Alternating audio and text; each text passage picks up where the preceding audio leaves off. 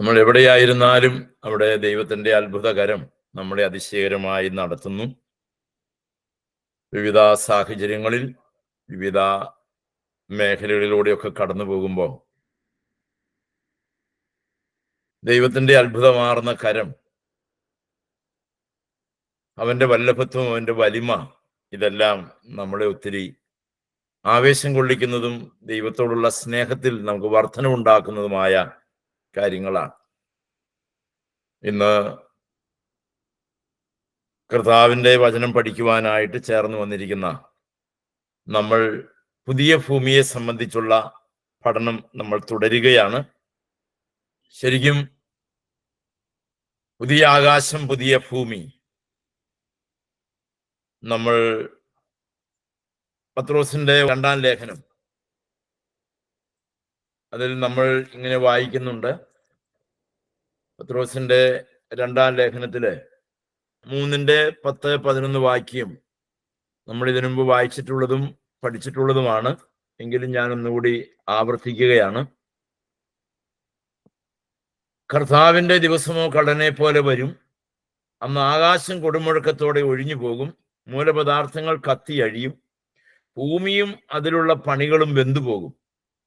ഇങ്ങനെ ഇവയൊക്കെയും അഴിവാനുള്ളതായിരിക്കുകയാൽ ആകാശം ചുട്ടഴിവാനും മൂലപദാർത്ഥങ്ങൾ വെന്തുരുകുവാനുമുള്ള ദൈവ ദിവസത്തിന്റെ വരവ് കാത്തിരുന്നും ബന്ധപ്പെടുത്തിയും കൊണ്ട് നിങ്ങൾ എത്ര വിശുദ്ധ ജീവിതവും ഭക്തിയും ഉള്ളവർ ആയിരിക്കണം.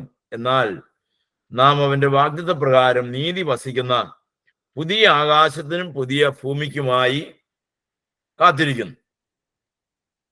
ദൈവത്തിന്റെ നിത്യമായ നീതി വസിക്കുന്ന പുതിയ ആകാശത്തിനും പുതിയ ഭൂമിക്കുമായി നമ്മൾ കാത്തിരിക്കുന്നു. ഇപ്പോ പുതിയ ആകാശവും പുതിയ ഭൂമിയും എന്ന നമ്മൾ കാത്തിരിക്കുന്ന നമ്മുടെ ജീവിതത്തിൽ, അഥവാ വിശ്വാസ ജീവിതത്തിൽ വളരെ പ്രത്യാശയോടെ കാത്തിരിക്കുന്ന ഒന്നാണ് ഈ സംഭവം.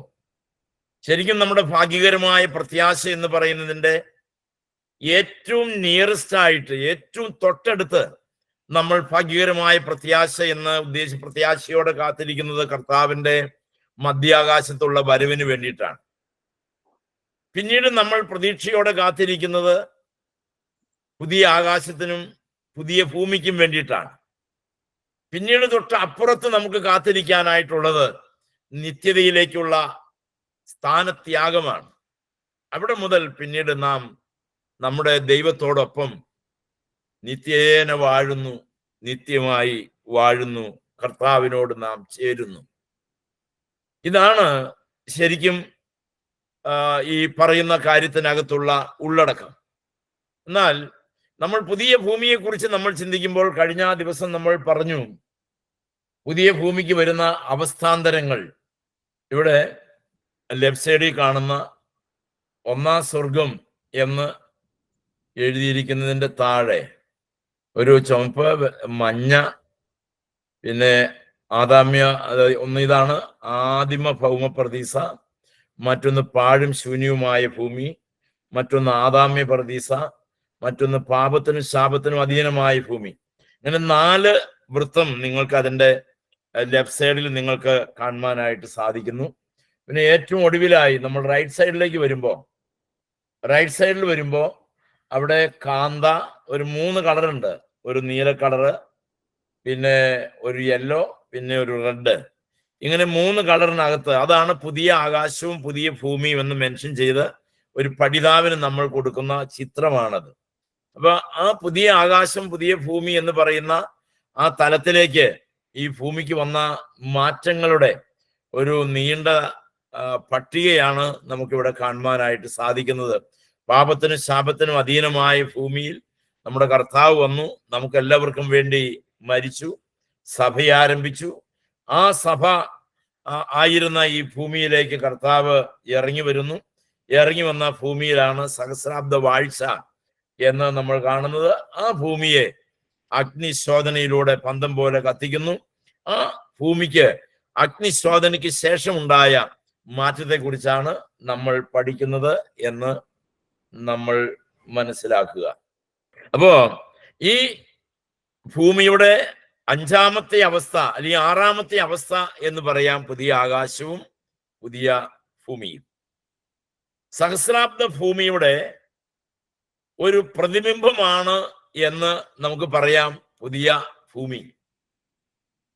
അതിനാൽ സഹസ്രാബ്ദ ഭൂമിയെ പ്രതിബിംബമായിട്ട് എടുത്തുകൊണ്ട് പുതിയ ഭൂമിയിലെ വ്യവസ്ഥകളെ കുറിച്ച് നമുക്ക് ചിന്തിക്കാനും പഠിക്കാനുമായിട്ട് നമുക്ക് സാധിക്കും. സഹസ്രാബ്ദ ഭൂമിയിൽ ശാപമുണ്ടായിരുന്നില്ല, സാത്താൻ ഉണ്ടായിരുന്നില്ല. അതുപോലെ തന്നെ പുതിയ ആകാശത്തിലും പുതിയ ഭൂമിയിലും എന്തില്ല? ശാപമില്ല, സാത്താനില്ല. ആ ഭൂമി തികച്ചും പുതിയതാണ്. പിശാചിന് യാതൊരു അവകാശവും ഇല്ലാത്തതാണ് ആ ഭൂമി. പാതാളത്തെ തീപ്പൊയ്കയിൽ സകല ദുഷ്ടന്മാരെയും പാതാളത്തെയും സാത്താനെയും തീപ്പൊയ്കയിൽ തള്ളിയിട്ടു.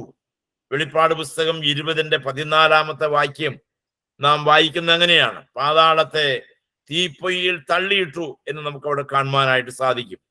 ഇങ്ങനെ പറയുന്നതിനാൽ പാതാള ലോകത്തിലായിരുന്ന പാപം ചെയ്ത സകല ദൂതന്മാരെയും സകല ദുഷ്ടന്മാരെയും അഗാധ കൂപത്തിൽ അടയ്ക്കപ്പെട്ടിരുന്ന ദുർഭൂതങ്ങളെയും കൂടെ നരകത്തിൽ തള്ളിക്കളഞ്ഞിരിക്കുന്നു എന്ന് വേണം മനസ്സിലാക്കാൻ. വെളിപ്പാട് പുസ്തകം 9-ാം അധ്യായത്തിൽ അഗാധ കൂപത്തിൽ അടയ്ക്കപ്പെട്ടിരിക്കുന്ന ദുർഭൂതങ്ങളെ കുറിച്ച് അവിടെ പറയുന്നുണ്ട്. പാപം ചെയ്തു പോയ ദൂതന്മാരെ സംബന്ധിച്ച് പത്രോസിന്റെ 2-ാം ലേഖനം 2:4 വാക്യത്തിലും യൂദായുടെ 6-ാമത്തെ വാക്യത്തിലും പാപം ചെയ്ത ദൂതന്മാരെ കുറിച്ച് പറയുന്നു. ഇങ്ങനെ പാപം ചെയ്ത സകല ദൂതന്മാരെയും പിശാചിന് വിധേയരായി ജീവിച്ച സകല ദുഷ്ടന്മാരെയും കായീൻ മുതലുള്ള സകല ദുഷ്ടന്മാരുടെയും ആത്മാക്കളെയും സാത്താനെയും കള്ളപ്രവാചകനെയും അന്തിക്രിസ്തുവിനെയും എല്ലാം സമഗ്രമായി ആ ഈവിൾ സ്പിരിറ്റിനെ പൂർണ്ണമായി നിത്യ നരകത്തിലേക്ക് തള്ളും, അഗ്നിപ്പൊയ്യയിലേക്ക് തള്ളും.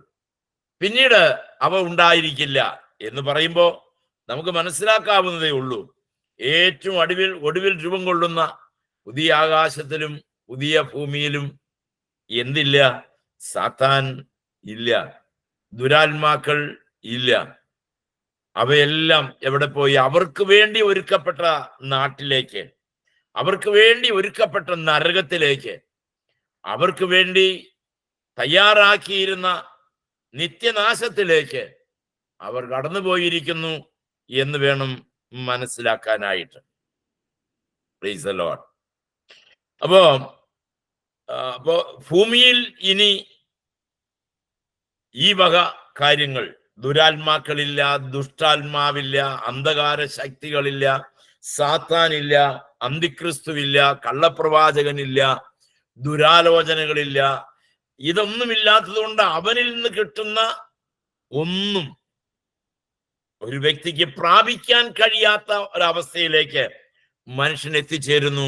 അതാണ് പുതിയ ഭൂമി, അതാണ് പുതിയ ആകാശം, സാത്താനില്ലാത്ത ആകാശം, സാത്താന്റെ ആവാസ വ്യവസ്ഥിതി ഇല്ലാത്ത ആകാശം, പിശാചോ അവന്റെ പ്രവൃത്തികളോ പ്രവർത്തനങ്ങളോ അവന്റെ അനുചരന്മാരോ ഇല്ലാത്ത ഭൂമി. ഇതാണ് പുതിയ ഭൂമി. അന്ത്യന്യായവിധി നാളിൽ ഇവനെല്ലാം ന്യായം വിധിച്ച് നരകത്തിലേക്ക് തള്ളുന്നു. മറ്റൊന്ന്, അവിടെ പ്രകാശത്തിന്റെ ആവശ്യം ഇല്ല. അവിടെ പ്രകാശം ഇല്ല എന്ന് പറഞ്ഞാൽ ഇരുട്ടാണെന്ന് പിന്നെ വരും. പ്രകാശത്തിന്റെ ആവശ്യം ഇല്ല. കാരണം എന്താണ്? തേജസ്സിന്റെ, സ്വർഗീയ തേജസ് കൊണ്ട് നിറഞ്ഞ തേജസ്വികളായ മക്കൾ ഭൂമിയിലെമ്പാടും അവരെ ഉള്ളൂ. തേജസ്വികളായ മക്കളെ ഉള്ളൂ. സ്വർഗം പൂർണ്ണമായി നമ്മുടെ മധ്യ വസിക്കുകയാണ്.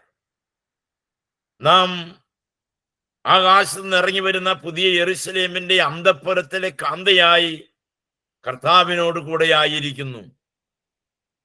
ഗോപുരങ്ങളിൽ യഹൂദന്മാരും വീതികളിൽ ജാതികളുമായി കൈപ്പണിയല്ലാത്ത ആത്മാക്കളാൽ പണിയപ്പെട്ട ഒരു നിത്യ സൗധം പുതിയ യെരൂശലേം എന്ന പേരില് ഭൂമിയിലേക്ക് ഇറങ്ങി വരുന്നു എന്നുള്ളതിനാൽ അവിടെ ഇനി സൂര്യന്റെ വെളിച്ചത്തിന്റെ ആവശ്യം ഇല്ല. നമുക്കറിയാം, ഒരു 60 അല്ലെങ്കിൽ 100 വോൾട്ട് ബൾബ് കത്തുന്നിടത്ത് നമ്മൾ ആരും മെഴുകുതിരി കത്തിച്ച് വെക്കാറില്ല. കാരണം അത്രയും നല്ല വെളിച്ചമുള്ളപ്പോൾ മെഴുകുതിരിയുടെ ആവശ്യമില്ല. എമർജൻസി ലാമ്പ് തെളിച്ചു വെക്കുന്നിടത്ത് മെഴുകുതിരിയുടെ ആവശ്യമില്ല. വലിയൊരു വെളിച്ചമുള്ളപ്പോൾ ചെറിയ വെളിച്ചത്തിന് എന്ത് കാര്യം എന്നതുപോലെ ആകാശത്ത് നിന്ന് ഇറങ്ങി വരുന്ന മഹാ തേജസ്സിന്റെ മുൻപിൽ സൂര്യന്റെ തേജസ്സിനോ ചന്ദ്രന്റെ തേജസ്സിനോ അല്ലെങ്കിൽ സൂര്യപ്രകാശത്തിനോ ചന്ദ്രന്റെ പ്രകാശത്തിനോ സ്ഥാനമില്ല, ആവശ്യമില്ല, അതിന്റെ കാര്യമില്ല എന്ന് ചുരുക്കം. നഗരത്തിൽ പ്രകാശിപ്പാൻ സൂര്യനും ചന്ദ്രനും ആവശ്യമില്ല. വെളിപ്പാട് പുസ്തകം 22-ന്റെ 5-ാം വാക്യം. ഇനി രാത്രി ഉണ്ടാകുകയില്ല, ദൈവമായ കർത്താവ് അവരുടെ മേൽ പ്രകാശിക്കുന്നത് കൊണ്ട് വിളക്കിന്റെ വെളിച്ചമോ സൂര്യന്റെ വെളിച്ചമോ അവർക്ക് ആവശ്യമില്ല. അവർ എന്നേക്കും രാജാക്കന്മാരായിരിക്കും. അപ്പൊ പിന്നെ അവിടെ ഇനി എന്തിന്റെ ആവശ്യമില്ല? ഇതിന്റെ ഒന്നും ആവശ്യമില്ല. കാരണം മഹാവെളിച്ചമായ കർത്താവും സ്വർഗീയ പരിവാരങ്ങളും അവിടെ ഉണ്ട് എന്നുള്ളത് കൊണ്ട് അവ ആവശ്യം ഇല്ല. രാത്രി ഉണ്ടാകില്ല എന്ന് പറഞ്ഞു. പിന്നെ വെളിച്ചം ആവശ്യമില്ല എന്നേ പറഞ്ഞിട്ടുള്ളൂ, ഇല്ലാന്ന് പറഞ്ഞിട്ടില്ല. രാത്രി ഉണ്ടാകില്ല, കാരണം വെളിച്ചം എപ്പോഴും അവിടെ ഉണ്ട്. സൂര്യന്റെയും ചന്ദ്രന്റെയും വെളിച്ചത്തിന്റെ ആവശ്യം ഉദിക്കുന്നില്ല. വെളിപ്പാട് പുസ്തകം 22-ന്റെ 2-ാമത്തെ വാക്യം ഇങ്ങനെയാണ്: നദിക്ക് ഇക്കരെയും അക്കരെയും ജീവവൃക്ഷമുണ്ട്. അത് 12 വീതം ഫലം കായ്ച്ച് മാസം തോറും അതത് ഫലം കൊടുക്കുന്നു. വൃക്ഷത്തിന്റെ ഇല ജാതികളുടെ രോഗശാന്തിക്ക് ഉതകുന്നു. രോഗമുണ്ടെന്നല്ല അതിന്റെ അർത്ഥം. ആ ഇല രോഗശാന്തിക്ക് ഉതകുന്നതാണ് എന്നതാണ് അതിന്റെ അർത്ഥം. പിന്നെ മറ്റൊന്ന്, യുഗായുഗങ്ങളോളം വാഴും, അല്ലെങ്കിൽ ആ ദിവസം അനന്തമാണ് എന്ന് നമ്മൾ ആദ്യമേ വായിച്ച 5-ാമത്തെ വാക്യത്തിലുണ്ട്. എന്നേക്കും രാജാക്കന്മാരായിരിക്കും. എന്നേക്കും നിത്യതയിലേക്കുള്ള പ്രവേശനമാണത്. എന്നേക്കും രാജാക്കന്മാരായിരിക്കും. ആര്? നമ്മൾ ഓരോരുത്തരും എന്നേക്കും കർത്താവിനോട് കൂടെ ആയിരിക്കും. എന്നേക്കും സഭ കർത്താവിന്റെ സന്നിധിയിലായിരിക്കും. പഴയ നിയമ വിശുദ്ധന്മാരും ജഡപ്രകാരം ഭൂമിയിൽ ജനിച്ച, ജന്മപാപത്തോടെ ജനിച്ച സകല മാനവരാശിയും മഹത്വ ശരീരികളായി പുതിയ ആകാശത്തിലും പുതിയ ഭൂമിയിലും ഉണ്ടാകും. ദൈവത്തിന് സ്തോത്രം. മഹത്വ ശരീരികളായി പുതിയ ആകാശത്തിലും പുതിയ ഭൂമിയിലും ഉണ്ടായിരിക്കും. ജന്തുക്കളും പറവകളും ഇതിന്റെ ഒന്നും ആവശ്യം അവിടെ ഉണ്ടാകയില്ല. പ്രകൃതിയുടെ വികൃതികൾ അവിടെ ഉണ്ടായിരിക്കില്ല. പിന്നെ മുള്ള് അതുപോലെയുള്ള നമ്മൾ സഹസ്രാബ്ദ വാഴ്ചയിൽ പഠിച്ച ആ കാര്യങ്ങളൊന്നും അവിടെ ഉണ്ടായിരിക്കുന്നതല്ല. അവിടെ മരണം ഇല്ല എന്ന് മാത്രമല്ല, രോഗം ഇല്ല എന്ന് ഞാൻ നിങ്ങളോട് പറഞ്ഞല്ലോ. രോഗവുമില്ല, മരണവുമില്ല. മരണമില്ലാത്ത ലോകം, മരിക്കാൻ ആഗ്രഹമില്ലാത്ത ലോകം.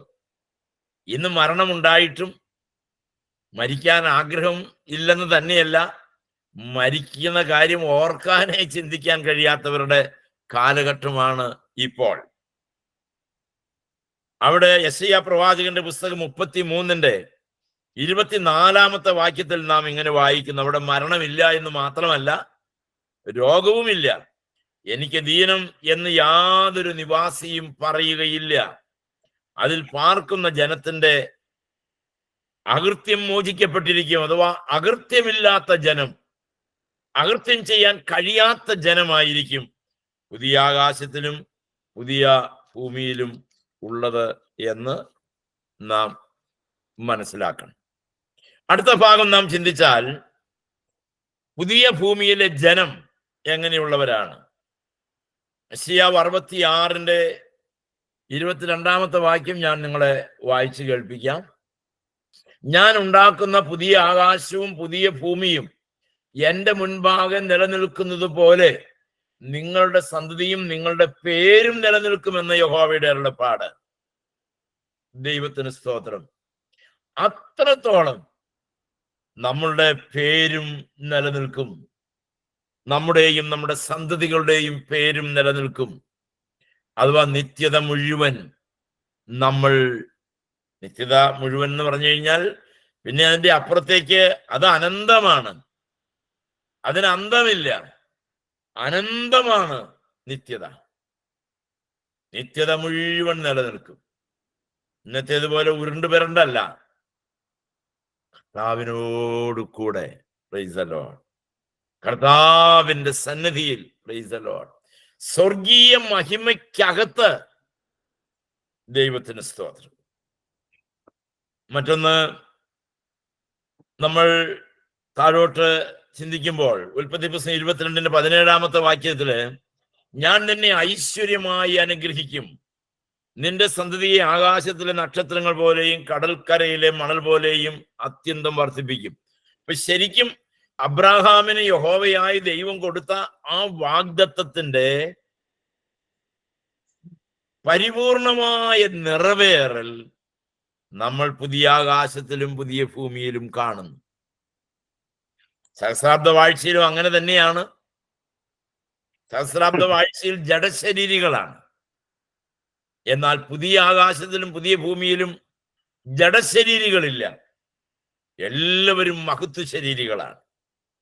വെള്ളസിംഹാസനത്തിൽ നിന്ന് വെള്ളസിംഹാസനത്തിലേക്ക് ഉയർത്തെഴുന്നേറ്റ് ചെല്ലുന്ന ഭക്തന്മാരാണ് എല്ലാവരും, അല്ലെങ്കിൽ എടുക്കപ്പെടുന്ന ഭക്തന്മാരാണ് എല്ലാവരും. അവർക്കെല്ലാം ലഭിക്കുന്നത് സ്വർഗീയമായ ശരീരമാണ്. ആ സ്വർഗീയമായ ശരീരം പ്രാപിച്ച് അവർ നിത്യേന വാഴുന്നു. അവിടെ മരണം ഇല്ല. ജാതികൾ, സഹസ്രാബ്ദ കാലത്തെ ജാതികളുടെ രക്ഷയെയും രക്ഷിത ഗണത്തെയും കുറിച്ച് നമ്മൾ പഠിച്ചു. ലോകം മുഴുവനുമുള്ള സകല ജാതികളും കർത്താവിന്റെ രാജ്യത്വം അംഗീകരിക്കണം. ഒന്ന്. രണ്ട്, രാജ്യത്വം അംഗീകരിച്ചാൽ മാത്രം പോരാ, ആ രാജാവിന്റെ പ്രമാണങ്ങളെ അനുസരിക്കണം, രാജാവിന്റെ ഇഷ്ടത്തിനനുസരിച്ച് പ്രവർത്തിക്കണം. ഇല്ല എങ്കിൽ മാറ്റമില്ലാത്ത ശിക്ഷ അവരുടെ മേൽ വരുന്നു. പ്രസ്തുത രക്ഷിത ഗണത്തെയും കൂടെയാണ് രക്ഷിക്കപ്പെട്ട ജാതികൾ എന്ന് അവിടെ വിളിക്കുന്നത്. അപ്പൊ ശരിക്കും അവിടെ രക്ഷിക്കപ്പെട്ടവരെന്ന് പറയുന്നവർ എത്ര കൂട്ടരാണ്? 3 കൂട്ടരാണ്. ആരൊക്കെയാണ്? ഒന്ന്, സഭ. 2, യഹൂദർ. 3, ജാതികൾ. ഇവർ 3 പേരുമാണ്, ഈ 3 വിഭാഗക്കാരാണ് എവിടെ പ്രവേശിക്കുന്നത്? പുതിയ ആകാശത്തിലേക്കും പുതിയ ഭൂമിയിലേക്കും പ്രവേശിക്കുന്നത്. അപ്പൊ സഭ എവിടെയാണ്? സഭയെ വിളിക്കുന്ന പേരാണ് കാന്ത. മണവാളൻ എവിടെ ഉണ്ടോ അവിടെ ഉണ്ട് നമ്മൾ. കർത്താവിന്റെ വലത്തുഭാഗത്താണ് നമ്മുടെ ഇരിപ്പിടം. പാപം ചെയ്യാൻ കഴിയാത്ത ശരീരത്തോടെയാണ് നമ്മൾ ഇരിക്കുന്നത്. ജയിച്ച ജയാളികൾ മാത്രമേ അവിടെ ഉള്ളൂ. പോരാട്ട വീര്യം കാണിച്ചവരല്ല, പോരാട്ടത്തിൽ തളരാത്തവർ, തകരാത്തവർ മാത്രമേ അവിടെയുള്ളൂ.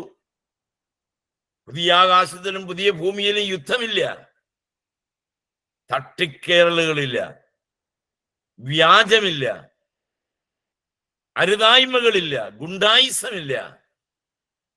പുതിയ ആകാശഭൂമികൾ നമ്മൾക്ക് ദൈവം അവകാശമായി തരികയാണ്. 1-ാം നൂറ്റാണ്ട് മുതൽ കഷ്ടങ്ങളിലൂടെ, വേദനകളിലൂടെ, ഞെരുക്കങ്ങളിലൂടെ കടന്നുപോയ, കർത്താവിനെ രക്ഷകനായി സ്വീകരിച്ച എല്ലാവരും സമ്മേളിക്കുന്ന ആ മഹാസമ്മേളനത്തിൽ നമ്മൾ കാണില്ലേ? കാണണം. അതിനാണ് നമ്മൾ ഈ അധ്വാനിക്കുന്നതല്ല. Praise the Lord. ദൈവത്തിന് സ്തോത്രം.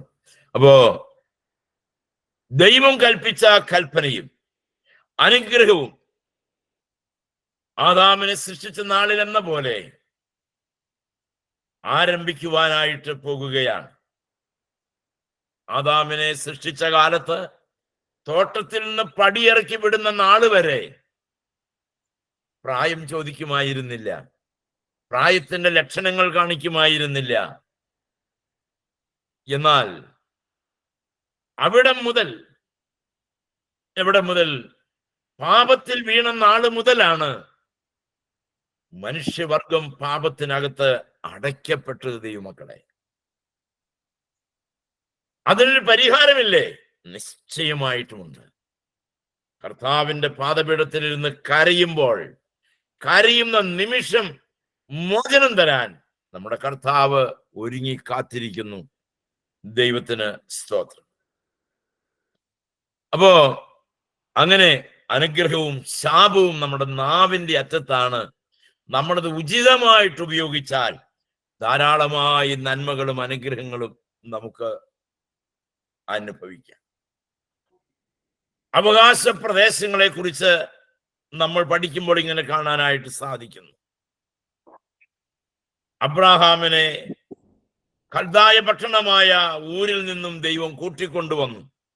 ആദാം പാപം ചെയ്തത് മുതൽ പുതിയ ആകാശഭൂമികൾ വെളിപ്പെടുന്നത് വരെയുള്ള ആ ബ്രാക്കറ്റ് പീരിയഡ് സംഭവിക്കാത്ത സംഭവങ്ങളില്ല, അരങ്ങേറാത്ത കാര്യങ്ങളില്ല. കന്യ ഗർഭിണിയായി മകനെ പ്രസവിച്ചു. ആ ഒറ്റ കാരണം കൊണ്ട് ലക്ഷക്കണക്കിന് കുഞ്ഞുങ്ങൾ കൊല ചെയ്യപ്പെട്ടു. സഭകൾ ധാരാളം മുടിക്കപ്പെട്ടു. പ്രചാരകർ അഥവാ സുവിശേഷ വേലക്കാർ കൊല ചെയ്യപ്പെട്ടു. ക്രിസ്ത്യാനിയുടെ ആകത്തുകയും വലിപ്പവും വർണ്ണവും ഒന്നും നോക്കാതെ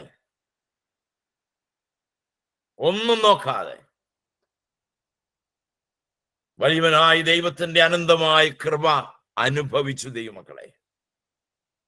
ചുരുക്കത്തിൽ, കൈപ്പണിയല്ലാത്തൊരു കൂടാരത്തിൽ നമ്മൾ പാർക്കും എന്ന് സാരം.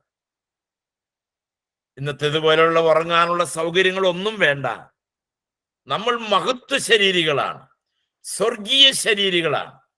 നമുക്ക് തമ്മിൽ കാണാം, അറിയാം, മനസ്സിലാക്കാം. ഞാൻ നിങ്ങളോട് പറഞ്ഞിട്ടുണ്ട്, നമ്മുടെ ജീവിത പങ്കാളിയെ നമുക്ക് സ്വർഗത്തിൽ കണ്ടുമുട്ടാൻ സാധിക്കും. ദൈവവചനം സത്യമാകയാൽ നമ്മൾ അബോർട്ട് ചെയ്ത് കളയുന്ന കുഞ്ഞുങ്ങളുണ്ട്. ആശുപത്രിയുടെ ഓടകളിലേക്ക് ഒഴുക്കിക്കളഞ്ഞ മക്കളുണ്ട്. എന്നാൽ ദൈവം സൃഷ്ടിച്ച കുഞ്ഞുങ്ങളെയെല്ലാം സ്വർഗത്തിൽ ഒരേ പ്രായത്തിലും ഒരേ വലിപ്പത്തിലും ഒരേ മികവിലും നമുക്ക് സ്വർഗത്തിൽ കണ്ടുമുട്ടാനായിട്ട് സാധിക്കും. തിരിച്ചറിവുണ്ട് എന്നതാണ് പ്രത്യേകത. തമ്മിൽ തിരിച്ചറിയാമെന്നതാണ് നമുക്ക് സന്തോഷം തരുന്നത്. ആയതുകൊണ്ട് ജാതികളെന്ന് വിളിക്കപ്പെട്ടിരിക്കുന്ന സകലർക്കും ഒരു രക്ഷാ കാലമുണ്ട് എന്ന് നമ്മൾ മനസ്സിലാക്കുക. നമ്മൾ സംഖ്യാപുസ്തകം 2-ാമത്തെ അധ്യായം നമ്മൾ നോക്കുമ്പോൾ അവിടെ പാളയത്തിന്റെ 4 ഭാഗത്തുമുള്ള ഗോത്രങ്ങളെ കുറിച്ച് അവിടെ പറയുന്നുണ്ട്. കിഴക്ക് 3 ഗോത്രം, തെക്ക് 3 ഗോത്രം, പടിഞ്ഞാറ് 3 ഗോത്രം, വടക്കും 3 ഗോത്രം. ഇതുപോലെ പുതിയ യെരൂശലേമിന്റെ ഓരോ ദിക്കിലും 3 ഗോപുരം വീതവും, ഓരോ ഗോപുരവും ഓരോരോ ഗോത്രം വീതവും കാണും. പ്രസ്തുത ഗോപുരത്തെ തൊട്ട് പിറകോട്ട് ആ ഗോത്രക്കാർ പാർക്കുകയും പ്രസ്തുത ഗോപുരം വഴിയായി യെരൂശലേമിലേക്ക് കടക്കുകയും ചെയ്യുന്നു.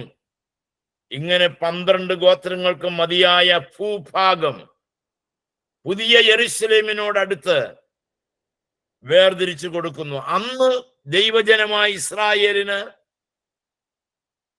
ഭൂപ്രദേശങ്ങളെ അവകാശമായി നൽകിയത്, ഭാഗിച്ചു കൊടുത്തത്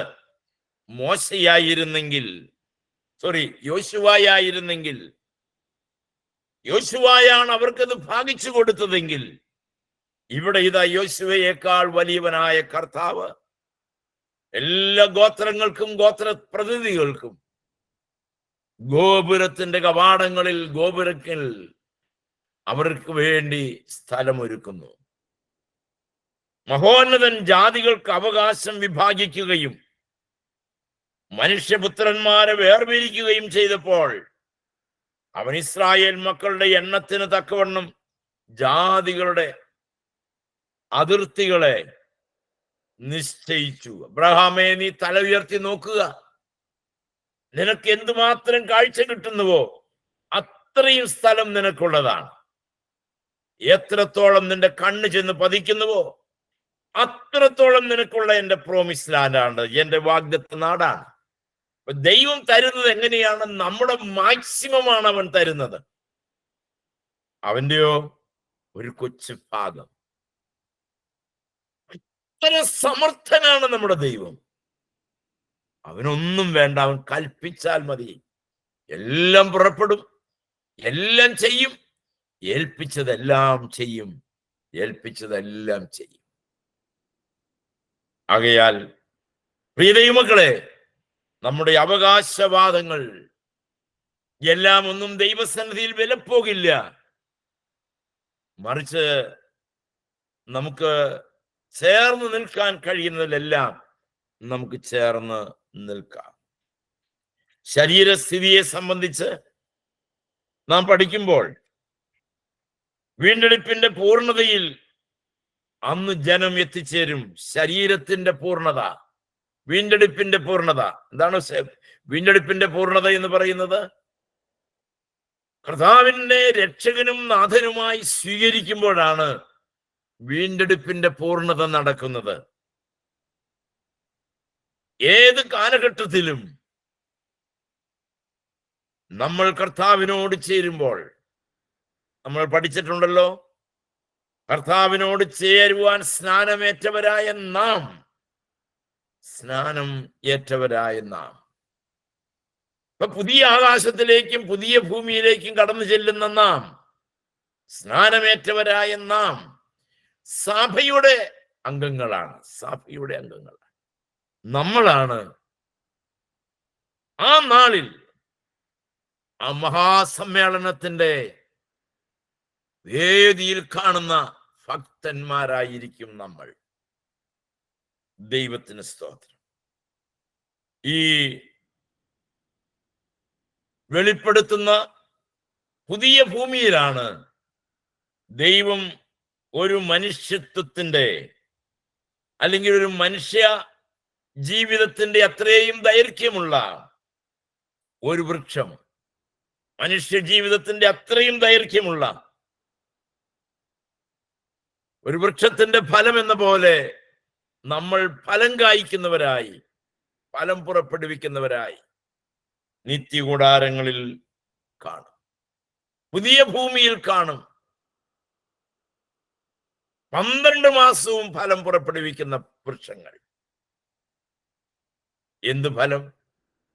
അഴുക്കില്ലാത്തത്, അഴിയാത്തത്, അവിയാത്തത്, പരിശുദ്ധാത്മാവിന്റെ മുഴുവൻ പ്രഭാവവും നിറഞ്ഞു നിൽക്കുന്ന ഒരു ജീവിതം അവൻ നമ്മൾക്കായി വെച്ചിട്ടുണ്ട്. അത് പ്രാപിച്ചെടുക്കുക എന്നുള്ളതാണ് കാരണം. എങ്ങനെയാണ് പുതിയ ഭൂമിയിലെ ഭരണ സംവിധാനം എന്ന് നമുക്ക് നോക്കാം. ജനമുള്ളപ്പോൾ ജനത്തിനായി ഒരു ഭരണ സംവിധാനം ആവശ്യമായിരിക്കും. എന്നാൽ ഇവിടെ ഒരു പ്രത്യേകതയുള്ളത്, ഇവിടെ ജഡശരീരികൾ ആരുമില്ല. ഇൻകുലാബ് സിന്ദാബ വിളിക്കാൻ, ആർക്കും വേണ്ടി മുദ്രാവാക്യം വിളിക്കാൻ, ഭരണകർത്താക്കളെ നീതി പഠിപ്പിക്കാനുള്ളതായ സമരമാർഗങ്ങൾ സ്വീകരിക്കാൻ, ഉപവാസവും ധർണയും ഒന്നുമില്ല. ഇതിന്റെ ഒന്നും ആവശ്യം ഉദിക്കുന്നില്ല. പുതിയ ആകാശത്തിലും പുതിയ ഭൂമിയിലും പുതിയ അന്തരീക്ഷത്തിൽ കർത്താവ് നമ്മുടെ നായകനായി അന്തഃപുരത്തിൽ ഉണ്ട് എന്നുള്ളതിനാൽ നമുക്ക് വലിയ പ്രാഗൽഭ്യമാണ്. ഒരു യോഗ്യതയില്ലാതെ പുറംപറമ്പിൽ കിടന്ന നമ്മൾക്ക്, യാതൊരു നന്മയും എടുത്തു പറയാനില്ലാതിരുന്ന നമ്മൾക്ക് ഇത്ര വലിയ സൗഭാഗ്യം. Praise the Lord.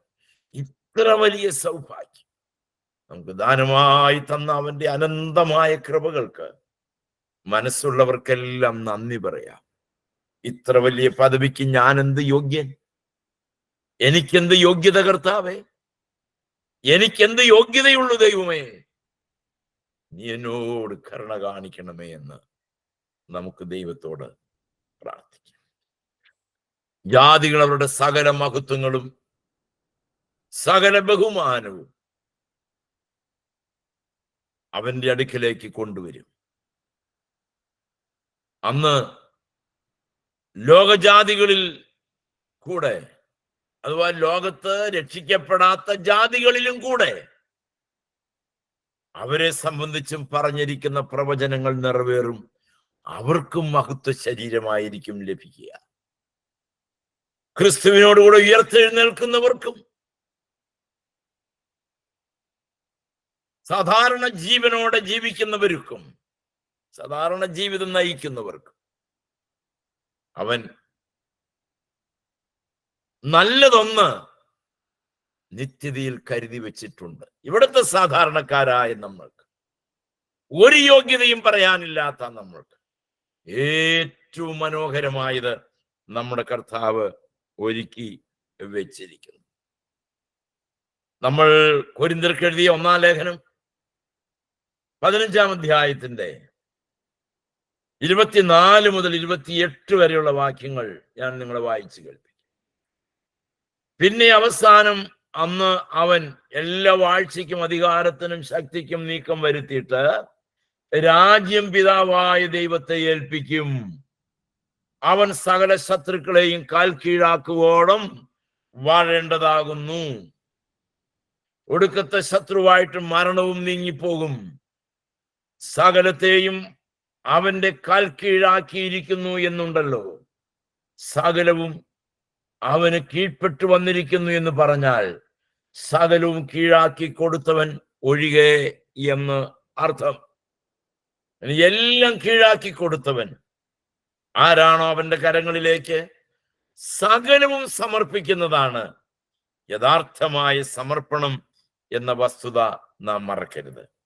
പുതിയ ആകാശത്തിലും പുതിയ ഭൂമിയിലും നമ്മൾ എവിടെ എന്ന് ചോദിച്ചാൽ നമ്മൾ അന്തഃപുരത്തിലെ രാജകുമാരി ശോഭാപരിപൂർണയായിരിക്കുന്നു എന്ന് 45-ാം സങ്കീർത്തനത്തിന്റെ 1 മുതലുള്ള വാക്യങ്ങൾ, പ്രത്യേകിച്ചും 5 വരെയുള്ള വാക്യങ്ങൾ നിങ്ങൾ ശ്രദ്ധയോടെ വായിച്ച് നോക്കുക. മനോഹരമായ നമ്മളെ പ്രതിയുള്ള ദൈവത്തിന്റെ കരുതലിന്റെ മഹിമ നമുക്ക് അവിടെ കാണുവാനായിട്ട് സാധിക്കും. Praise the Lord. ഭൂമിയുടെ ഏകാധിപനായി ദൈവം അഭിഷേകം ചെയ്തിരിക്കുന്നത് മറ്റാരെയുമല്ല, നമ്മുടെ കർത്താവിനെയാണ്. പക്ഷേ പ്രസ്തുത രാജ്യത്വത്തെ ലോകം വകവെച്ചിട്ടില്ല. ആ രാജാവിനെ അംഗീകരിച്ചിട്ടുണ്ട്, രാജ്യത്തെ അംഗീകരിക്കാൻ. രാജാവിനെ അംഗീകരിക്കുന്നില്ല, പിന്നെ എങ്ങനെ രാജാവിന്റെ രാജ്യത്തെ അംഗീകരിക്കും? സഹസ്രാബ്ദ കാലത്ത് ഈ ഐക്യത, ഈ സ്നേഹം, ഈ പരസ്പരമുള്ള കരുതൽ, ഈ പരസ്പരമുള്ള അംഗീകാരം, ഇതെല്ലാം വലിയൊരു ധനമായിരിക്കും ദൈവമക്കളെ. അതുകൊണ്ട് അതൊരിക്കലും കൈമോശം വന്നു പോകരുത്, കൈമോശം ഉണ്ടാകരുത്. പിതാവായ ദൈവം നേരിട്ട് ഭരണം നടത്തേണ്ടതിനായി രാജ്യം ഏൽപ്പിച്ചു കൊടുത്തിട്ട് പ്രസ്തുത സിംഹാസനത്തിൽ കർത്താവ് കൂടെ ഇരിക്കും. വേദപുസ്തകത്തിലെ ഏറ്റവും ഒടുവിലത്തെ വാക്യം, വേദപുസ്തകത്തിലെ ഏറ്റവും ഒടുവിലത്തെ വാക്യം കൊരിന്ത്യർക്ക് എഴുതിയ 1-ാം ലേഖനം 15-ാം അധ്യായത്തിന്റെ 24 മുതൽ 28 വരെയുള്ള വാക്യങ്ങളാണ് അവസാന വാക്യം. എന്താണ് അവിടെ പറയുന്നത്? അവൻ സിംഹാസനത്തിലിരുന്ന് നീതിയോടെ ന്യായം വിധിക്കും. ആർക്കും തടയാൻ കഴിയാത്ത ഒരു സാഹചര്യം സംജാതമാകും. ആവശ്യമില്ല, നമ്മളെ നീതിയോടെ വാഴും. നമ്മൾ നീതിയോടെ വാഴും, നമ്മളെയും നീതിയോടെ വാഴും. അനീതി എന്നുള്ളത് പേർ പറയുക പോലുമില്ല, പേർ പറയാൻ പോലും സാധ്യതയില്ല. ദൈവത്തിന് സ്തോത്രം. ആ ഒരു പ്രത്യേക അഭിഷേകം വലിയവനായ ദൈവം നമ്മൾക്കെല്ലാം തന്നിട്ടുണ്ടല്ലോ. സഹസ്രാബ്ദ കാലത്ത് അത് വകവെച്ച് കിട്ടുകയും കർത്താവ് സിയോൻ പർവ്വതത്തിൽ രക്ഷയ്ക്കായി വാഴുകയും ചെയ്യുന്ന ഭാവി കാലം വന്നു ഭവിക്കാൻ പോവുകയാണ്. നമുക്കറിയാം, ലോകത്ത് സംഭവിക്കാൻ പോകുന്ന ഗതിവിഗതികളെ കുറിച്ച് നമ്മൾ ഒന്ന് ശ്രദ്ധിക്കുമ്പോൾ കാലം തെറ്റിവരുന്ന മഴക്കെടുതികൾ, സംസ്കാരശൂന്യമായ പ്രവൃത്തികൾ, ശൂന്യവൽക്കരിക്കപ്പെട്ട ജീവിതത്തിന്റെ വൈവിധ്യമാർന്ന പടികൾ, തകർന്നു പോകുന്ന കുടുംബജീവിതങ്ങൾ, ഇതിന്റെ എല്ലാം നടുവിൽ നിത്യപ്രകാശമായ കർത്താവിനെ കാണുവാൻ വലിയവനായ ദൈവം നമുക്ക് കൃപ തരട്ടെ. യഹോവ സർവഭൂമിക്കും രാജാവാകുന്നു. അന്നാളിൽ യഹോവ എന്റെ മകനും അവന്റെ നാമം ഏകവുമായിരിക്കും. കർത്താവായ പിതാവായ ദൈവത്തിന്റെ മുൻപിൽ ദൈവത്താൽ വിശുദ്ധീകരിക്കപ്പെട്ടവനായി നമ്മൾ ഓരോരുത്തരും കാണപ്പെടും. അതാണ് നമ്മുടെ പ്രത്യാശ, അതാണ് നമ്മുടെ പ്രതീക്ഷ. ദൈവം ഏകനായി വാണുകൊണ്ടിരിക്കും. അതുകൊണ്ട് ഭൂമിയിലെ വാഴ്ചയാണ് സമ്പൂർണമായിട്ടുള്ളത്.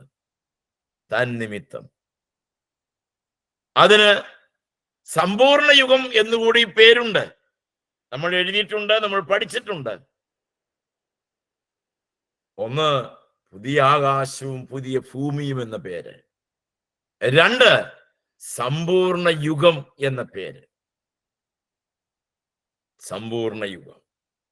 ഈ ദൈവത്തിന്റെ ഹിതത്തെ നശിപ്പിക്കാൻ ഒരു വ്യക്തിക്കും ഒരു സമൂഹത്തിനും സാധ്യമല്ല. ചിലർ എളുപ്പമെന്ന് വിചാരിക്കുന്നത് പോലെ സമൂഹ മാധ്യമങ്ങളിലൂടെ ഇകഴ്ത്താനും പുകഴ്ത്താനും ഒക്കെ അവസരമുണ്ടല്ലോ.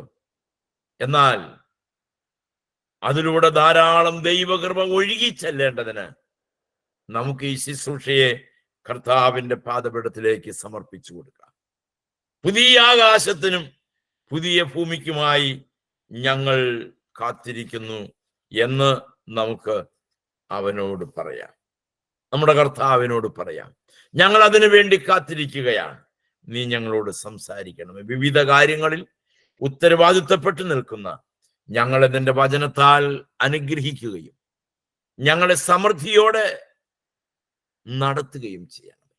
കർത്താവെ, മുഴുവൻ നിന്റെ കൃപയെ ഞങ്ങൾ ചോദിക്കുന്നു. നിന്റെ വചനം പഠിപ്പിച്ചതുപോലെ തന്നെയോ എന്ന് പരിശോധിച്ച് ശരീരത്തിന്റെ പ്രയാസങ്ങളെ, വേദനകളെ എല്ലാം നീക്കി അങ്ങയുടെ കൃപയിൽ ഞങ്ങളെ കാത്തുകൊള്ളണമേ. നിന്നോട് ഞങ്ങൾ കർത്താവേ, നീ മഹത്വം എടുക്കണം. എല്ലാ പ്രിയപ്പെട്ടവരെയും അങ്ങയുടെ നാമത്തിൽ ഇതാ സമർപ്പിക്കുന്നു. അവിടുന്ന് കൃപയോടെ കേൾക്കുമാറാകണമേ. ആമേൻ.